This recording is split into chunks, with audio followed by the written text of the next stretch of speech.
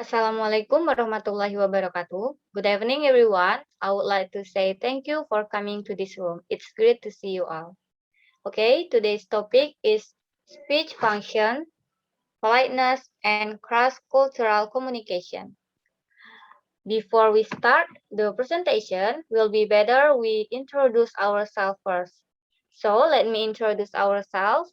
I'm Retno Nurul Annisa as moderator, and my friends are Nofiza Zetria Mediawati, Belrianti Hanifah, Jusy Permata, Meti Annisa, Nadya Canitavia, Aisyah Mayang Rizka, Yudo Hendarwan, and Salsa Manca Nabila. So the first material will be presented by my friend Salsa Manca Nabila. To Salsa Manca Nabila, time is yours. Okay, thank you. My name is Salsa Nabila. I will start the presentation. The first part on this chapter is the function of speech. Language serves a range of functions. It is usually adjusted the speech to suit the social context of speech. The language we talk to a friend may differ from the language we talk to our parents, though the purpose is the same. The different purpose of thought can also affect the form of language and the variety of ways. Why do we say the same things in different ways? The answer of this question is basically implied to speech function, and there are a number of categories the function of speech. The first one is expressive. Expressive utterance express the speaker's feelings. The function serves as the declaration of the speech of the speaker ambience. It is used to express personal feelings, thoughts, ideas, and opinions. For example, when someone is being asked about their feelings after a very difficult exam, they would probably answer, I feel horrible. I don't even know what I didn't know about the exam. This is negative form of an expressive response. Another example, I really graded today. When a certain person is having positive feeling about their days. Next one is directive. Directive adherence attempt to get someone to do something. In communication, a directive function can be articulated by imperative, interrogative, as well as declarative sentences. This function is concerned with getting people to do things with which express directive force that vary in strength. For example, superiors tend to use imperative to subordinates, such as finish this proposal by lunchtime, or the very direct expression that often used by teachers to their students like blackboard, which means that teacher asks students to clean the blackboard. And the next material will be continued by my friends Aisyah. To Aisyah, time is yours. Okay, thank you, Salsa. We'll continue the presentation. The next one is referential. Referential utterances provide information, and the politeness in these utterances can be seen from the substance of cooperative principles: quality, quantity, relation, and manner. Examples of their utterances are: 1. Our next meeting will be held on Tuesday at 1 p.m. 2. The weather will be cloudy with a change of rain today. These used sentences provide information regarding certain things. The next point is metalinguistic. Metalinguistic utterances comment on language itself. The principal purpose of metalinguistic is to make sure that the addressee understands the meaning of the code which the addresser is using. The utterance is often used in scientific discussion. Example, hegemony is not a common word which tells that the addresser purposely used the uncommon term hegemony as a code to the addressee, because the addressee here is more likely to know what the addresser means by using such term. I think that's all from me. The next material will be presented by my friend Meti Annisa. So Meti, time is yours. Okay, thank you, Aisyah. My name is Meti Annisa. I would like to tell you about poetic. Poetic utterance focus on aesthetic features on languages, and this function of speech is rarely used in daily conversation. Some examples of this speech are a poem, an ear-catching motto, or a rhyme such as better paper a pack of pickled peppers. The next is poetic. Poetic utterances express solidarity and empathy with others. This function of speech exists in all community, but the forms is different. In other words, this expression is culturally linked. Example, hi, how are you? Lovely day, isn't it? This sentence, which usually used by two people who already knew each other's or at least an acquaintance. Any utterance may in fact express more than one function, and any function might be expressed by a stretch or discourse which doesn't exactly coincide with an utterance.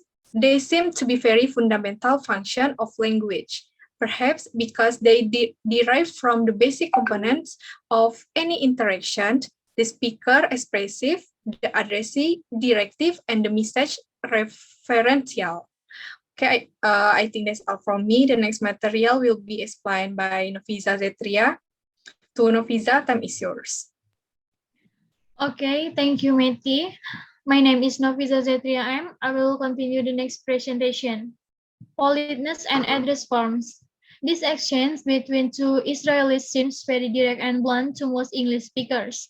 Being polite is a complicated business in any language. It is difficult to learn because it involves understanding not just the language, but also the social and cultural values of the community. For example, children are told to say please when they are making requests as a way of expressing themselves politely, but adults use please for less than one might suppose, and when they do, it often has the effect of making a directive sound less polite and more peremptory. Being linguistically polite involves speaking to people appropriately in the lives of their relationship to you. Inappropriate linguistic choice may be considered rude. Using an imperative such as stop talking or shut that door to a superior at work is likely to earn the office junior a reprimand. Being polite may also involve the dimension of formality in a formal situation. The appropriate way of talking to your brother will depend on your roles in the context. If he is acting as the judge in a law court, then calling him Tom will be considered disrespectful. While at the dinner table, calling him your honor will be perceived as inappropriate or humorous. Okay, the next material will be presented by Jusy Permata. To Jusy, time is yours.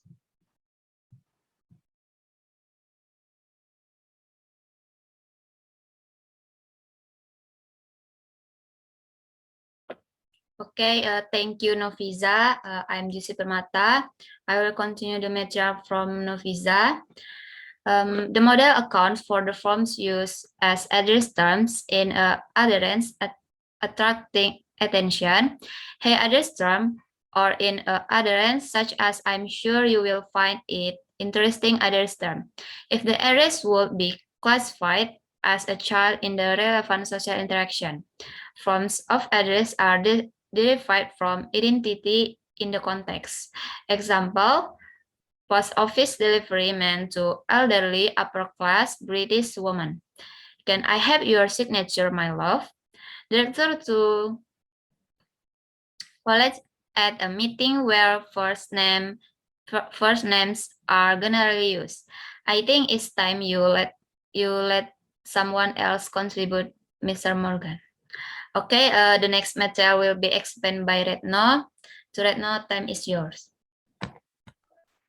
Thank you, Jusy. And I'm Retno Nurul Annisa, and I will continue the material. We can cause offense by treating someone from their perspective too familiarly as an A, or by treating them too distantly as in B. Being polite means getting the linguistic expression of social distance right as far as your addressee is concerned. This is very variable from one speech community to another. In general, people use TLN, or an appropriate kind term, upwards to superiors and V and downwards to subordinates.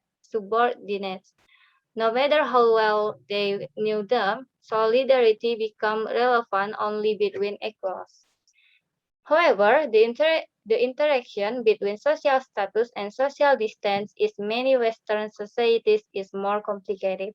The result is the result in a conflict of norms in two situations: A. High status with high solidarity, and B. Low status with low solidarity.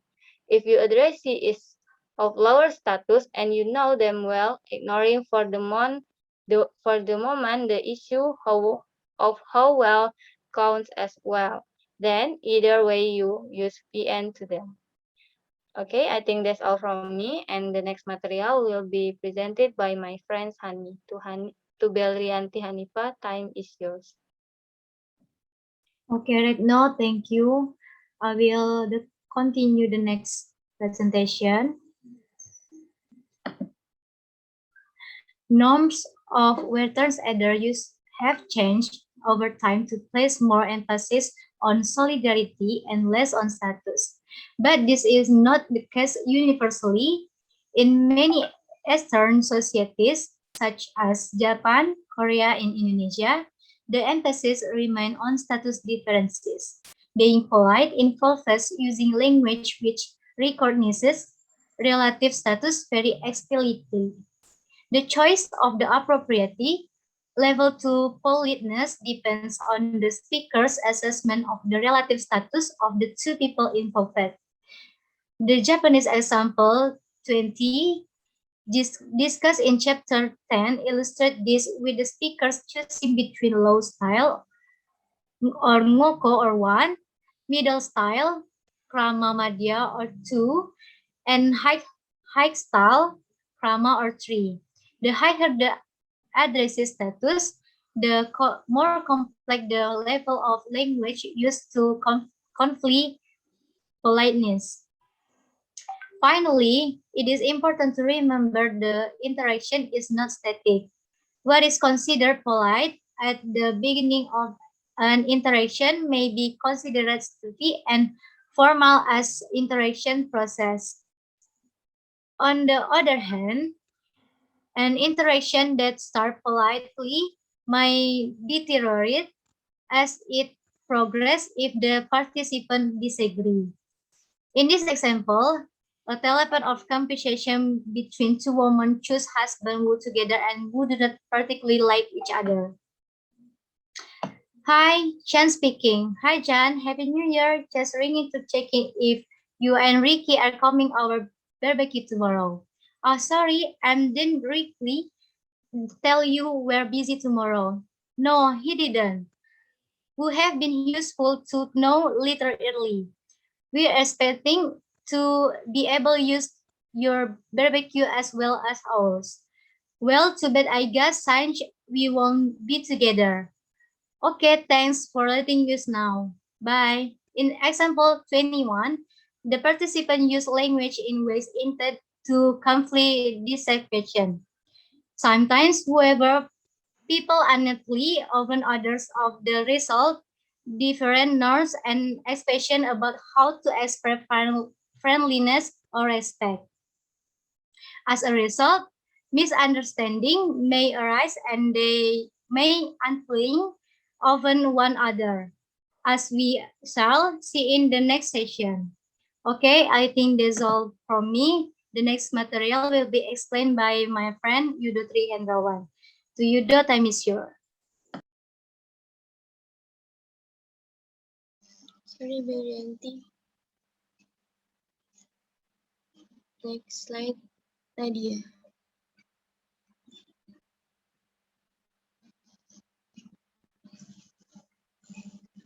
Okay, I'm Nadya Canitavia. Next material is linguistic politeness in different culture.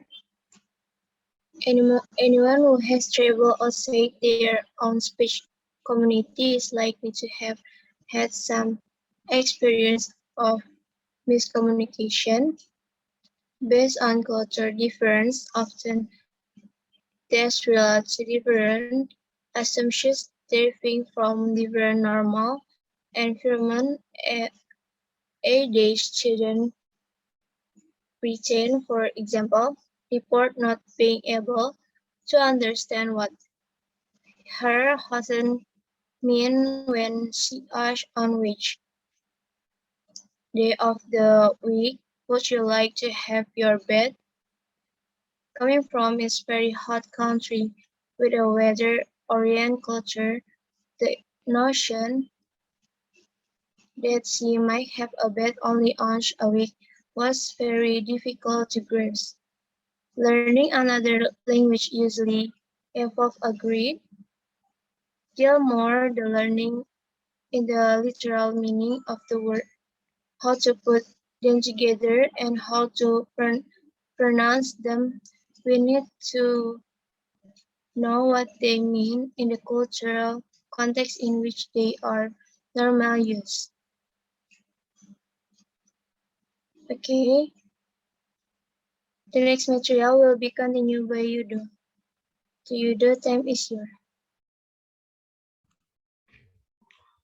Okay, Assalamualaikum warahmatullahi wabarakatuh. I will continue the presentation that is about the example of linguistic politeness in different cultures. In different cultures, each of these questions is perfectly acceptable as part of a normal greeting routine. They are formulas, and the expected answer is dualistic, just as a detailed blow-by-blow description of the state of your cold will be unexpected and inappropriate in response to how are you.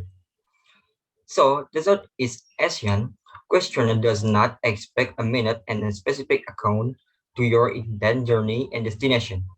Just as fine is enough of an answer to the first question.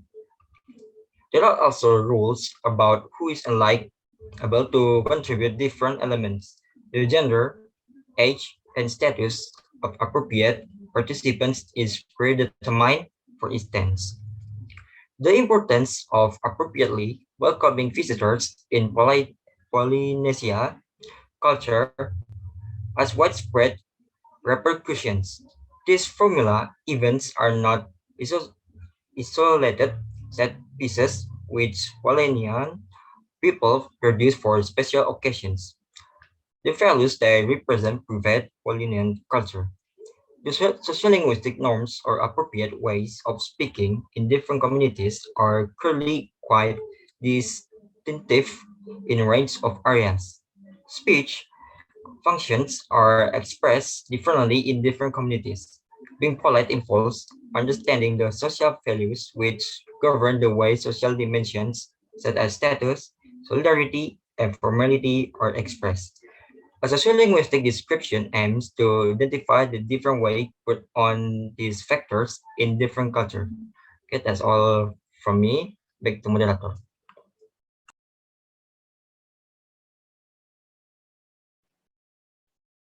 Okay, thank you guys for the explanation, and I think that's all from us.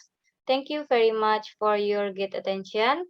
May all that we have shared be beneficial for all of us.